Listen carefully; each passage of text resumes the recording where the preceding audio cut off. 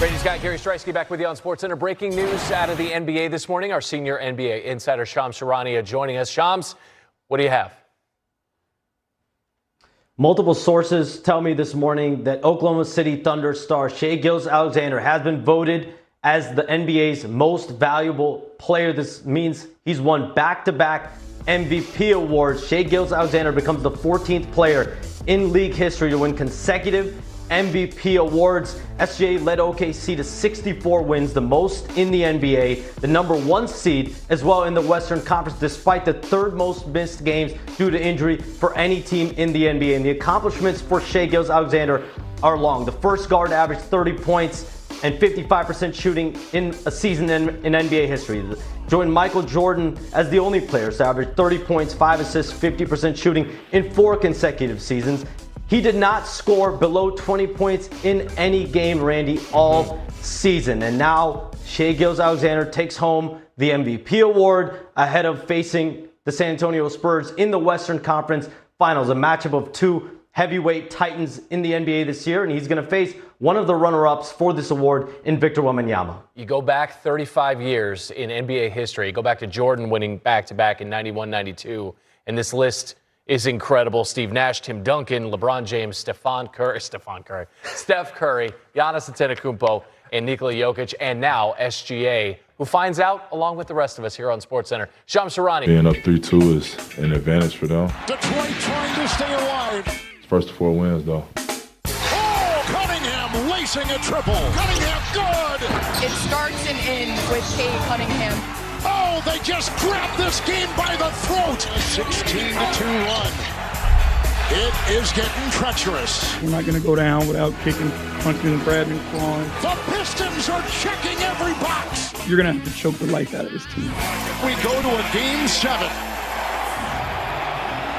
Pay no mind to what gas prices might look like because the Pistons are going to be matching that pedal in Game 7. It is do or die as Tyler Fulgham joins the program. Great to see you, my friend. What is your best bet in that Game 7? Well, let's try and make the cost of gas a little more easy on the wallet by earning you some money here. I think it's going to be a close game.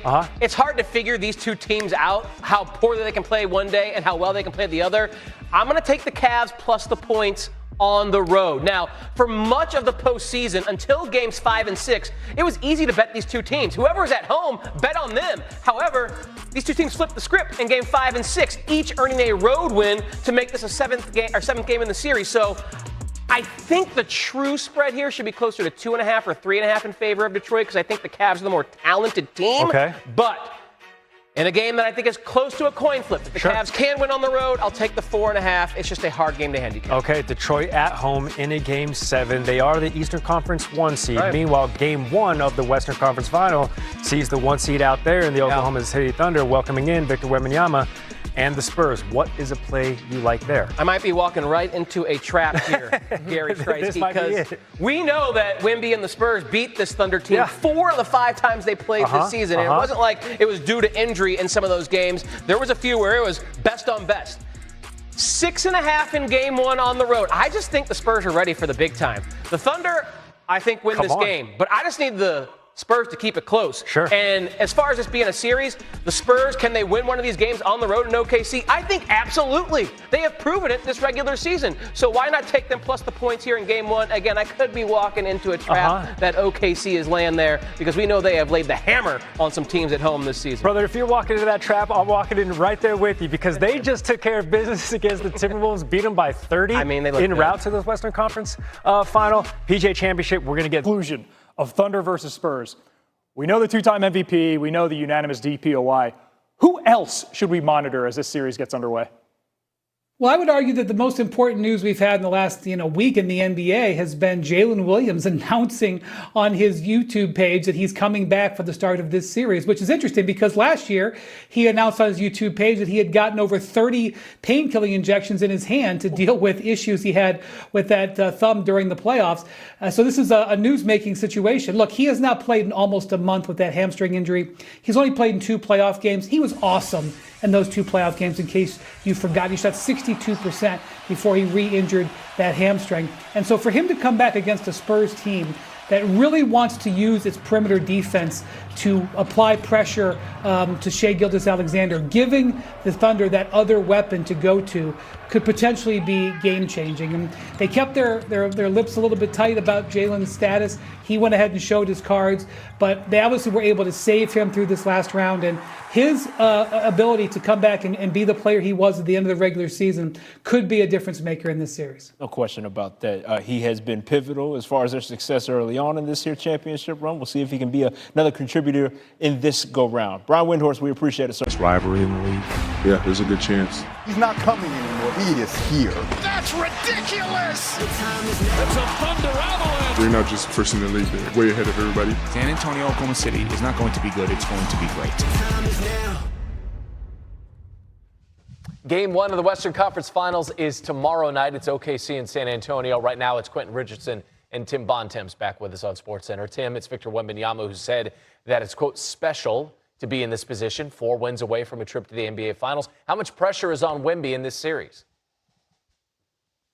I mean, there's always pressure when you're in a situation where if you win a series, you're the favorite to win an NBA title. So that's certainly the case for Victor Wembanyama and the San Antonio Spurs. That being said, if there's ever been a team that isn't in a pressure situation in this spot, it is this San Antonio Spurs team because of the remarkable youth that this team has. Victor Wembanyama still only in his 3rd NBA season. Stephon Castle in his 2nd season. Dylan Harper in his 1st season, a rookie, playing great in the playoffs. And talking to people ahead of this highly anticipated series from across the league, the thing that has come up over and over again is the rapid ascension of those 3 guys in particular, and especially those 2 guards. Everybody talks about Victor Wembanyama, and obviously he's one of the most unique players the sport has ever seen. But the rapid development of both Stephon Castle and Dylan Harper into impact players on the perimeter, that is the thing that could turn this Spurs into a potential dynasty going forward. And if they can win this series and they win the title this year with this group in this age range, good luck to anybody trying to beat them anytime soon.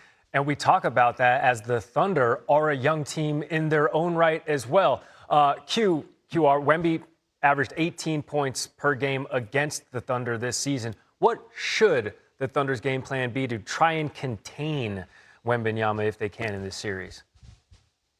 Man, guys, they got to throw the kitchen sink at him, obviously. I mean, you got to try and put him defensively in every action possible, put him in pick and rolls, make him switch. I mean, not that he can't do these things, but just try and use up as much energy as he can and of his that you can and wear him down. Attack him. They got 2 bigs to throw at him, so they got bodies for fouls, and they got to be physical with him, and they got to try and wear him down because he's been unstoppable all season, and if they let him get comfortable, it won't be good for anybody.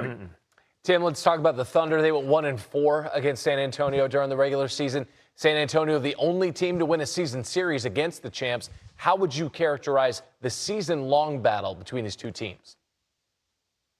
Well, I was at the game in the NBA Cup, the 5th of those games that doesn't count in terms of the standings in Las Vegas. And it was impressive to see how big across the board the Spurs were. That gave the Thunder a lot of problems. As you said, San Antonio went 4-1 against Oklahoma City. Oklahoma City only lost 18 regular season games all season, so that was almost 20% of them. And the key thing in those matchups, in the 4 losses the Thunder had, they shot 32% from 3. They are a up and down team from the perimeter shooting wise. So are the Spurs. That is going to be the thing to watch, I think, in this series. Who can control the 3-point line? Whoever does has a very good chance of winning. Q, the offense goes through SGA. How are the Spurs going to contain him in this series? The good thing about the Spurs is like Tim said, that athleticism and height and length at the wings they have several different bodies they can throw at SGA to try and frustrate him and make things tough. But I expect them to take a page out of the Lakers book and JJ Redick at some point. If he gets to going, you've seen them be able to kind of make him slow down a little bit, throwing the double teams and hitting him with 2 defenders. So I think we could see a little bit of that action to try and keep the SGA from getting into that supernova MVP type mode, because when they deployed the double team, it did slow him down and his aggression went down because of the double team in the Lakers series. Game